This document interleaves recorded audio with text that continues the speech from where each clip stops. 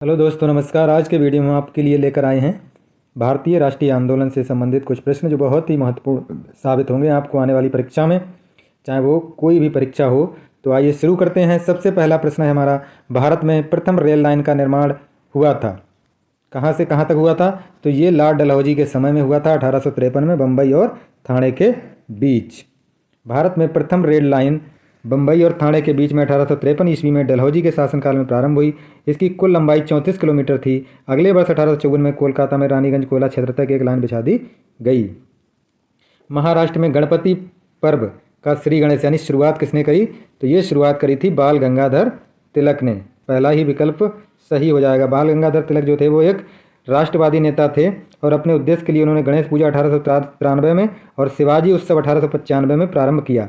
इस प्रकार के जनमानस के जागरण का प्रयास करते थे। 1857 के विद्रोह में निम्नांकित में से कौन संबद्ध नहीं है? बेगम हजरत महल हैं, ये लखनऊ से थीं। कुंवर सिंह ये बिहार में थे और मौलवी अहमदुल्ला ये भी 1857 की क्रांति से संबंधित हैं। सी वाला हो जाएगा। उद्यम सिंह ये 1857 की क्रांति से संबंधित नहीं हैं। 1857 की क्रांति व्यक्तियों में उद्यम सिंह नहीं थे, अन्य व्यक्ति इसमें संबंध है। 1857 विद्रोह के समय बेगम हजरत महल ने लखनऊ में, कुंवर सिंह ने आरा बिहार में और मौलवी अहमदुल्ला ने फैजाबाद में विद्रोह नेतृत्व किया था। 1919 में घटित जलियांवाला बाग हत्याकांड के लिए जिम्मेदार ब्रिटिश सैन्य अधिकारी जनरल डायर की हत्या उद्यम सिंह ने गोली मारकर कर दी थी। अगला, निम्नलिखित में से किसका सुमेल नहीं है?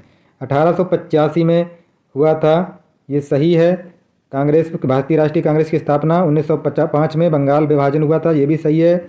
और मार्ले मिंटो सुधार 1909, ये भी सही है। लेकिन असहयोग आंदोलन 1920 में हुआ था, ये 1930 में दे रखा है, इसलिए डी सही हो जाएगा। डी गलत है, इसलिए विकल्प गलत ही पूछ रहा है। असहयोग आंदोलन का प्रारंभ 1920 में हुआ है। गांधी जी के नेतृत्व में चलाया गया प्रथम राष्ट्रव्यापी आंदोलन था ये। इसका उद्देश्य लक्ष्य की प्राप्ति था। 5 फरवरी 1922 में चौरी चौरा घटना के बाद गांधी जी ने इस आंदोलन को वापस कर लिया। महात्मा गांधी को सर्वप्रथम राष्ट्रपिता किसने कहा? ये राष्ट्रपिता सुभाष चंद्र बोस ने कहा था, आज़ाद हिंद रेडियो पर संबोधित करते हुए। गांधी जी को राष्ट्रपिता सर्वप्रथम सुभाष चंद्र बोस ने कहा था।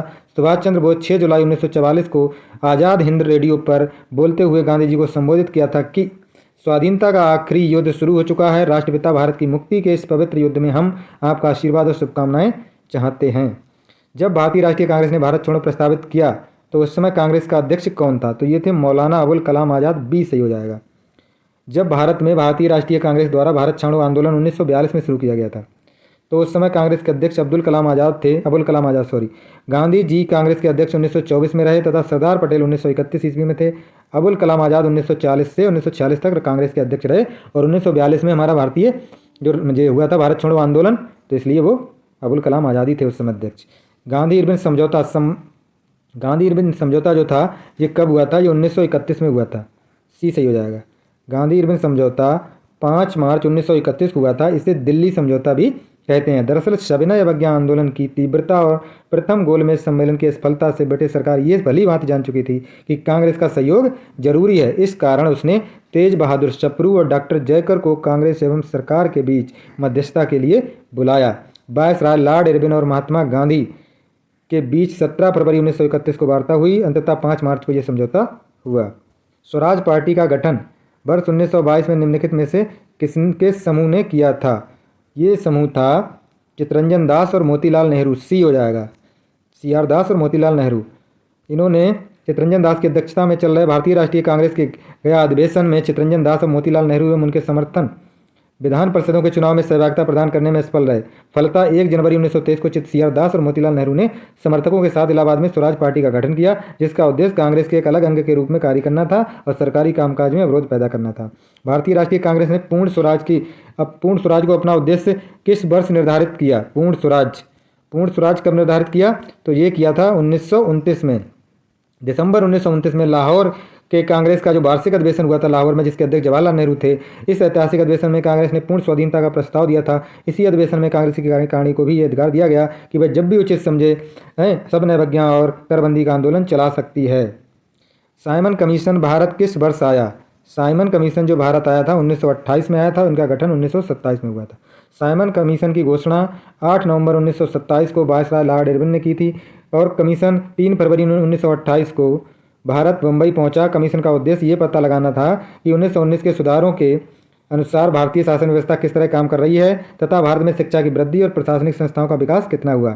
साथ ही इसको ये भी सुझाव देना था कि उत्तरदायित्व का सिद्धांत कहाँ तक लागू करना उचित होगा। भारतीय राष्ट्रीय कांग्रेस का प्रथम अधिवेशन कहाँ पे हुआ था? ये बम्बई में हुआ था। प्रथम अधिवेशन भारतीय राष्ट्रीय कांग्रेस का 28 दिसंबर 1885 को ग्वालियर टैंक के गोकुलदास तेजपाल संस्कृत कॉलेज में संपन्न हुआ था। इस अधिवेशन की अध्यक्षता विमोच चंद्र बनर्जी ने की थी। कांग्रेस पार्टी की स्थापना के बारे में प्रथम बार मद्रास के समाचार हिंदू में घोषणा हुई थी। हिंदुस्तान सोशलिस्ट रिपब्लिक आर्मी गठित की गई थी। किसके द्वारा की गई थी? तो ये की गई थी चंद्रशेखर आज़ाद द्वारा। हिंदुस्तान सोशलिस्ट रिपब्लिकन पार्टी जो है की स्थापना 10 सितंबर 1928 को दिल्ली के फिरोज शाह कोटला ग्राउंड में भगत सिंह, भगवती चरण बोरा, चंद्रशेखर आज़ाद जैसे युवाओं ने चंद्रशेखर आज़ाद के नेतृत्व में बैठक की, जिसमें समाजवादी लक्ष्य को स्वीकार किया गया। निम्नलिखित में से खिलाफत आंदोलन का परिणाम कौन था? खिलाफत आंदोलन का परिणाम था हिंदू मुस्लिम मतभेदों में कमी आई। पहला ही विकल्प सही था। अगला है निम्नांकित घटनाओं में से कौन सी घटना कालक्रमानुसार तीसरे स्थान पर है? चंपारण आंदोलन जो था ये 1917 में हुआ था। असहयोग आंदोलन 1920 में हुआ था। भारत छोड़ो आंदोलन 1942 में हुआ था। और डांडी मार्च जो यात्रा है ये 1931 में हुई थी। तो यही तीसरे नंबर पर आ जाएगा, तो इसका डी सही हो जाएगा। 1930 डांडी मार्च, सॉरी 1931 नहीं 1930 में थी और ये 1942 में। तो तीसरे नंबर पर हमारी आ गई डांडी यात्रा। भारत में स्थानीय स्वायत्त शासन को किसने प्रोत्साहित किया था? स्थानीय स्वायत्त शासन को किसने प्रोत्साहित किया था? तो ये थे लॉर्ड रिपन। डी विकल्प सही हो जाएगा। अगला, अंग्रेजी साप्ताहिक वंदे मातरम के साथ निम्नांकित में से किसने अपने को संबद्ध किया था?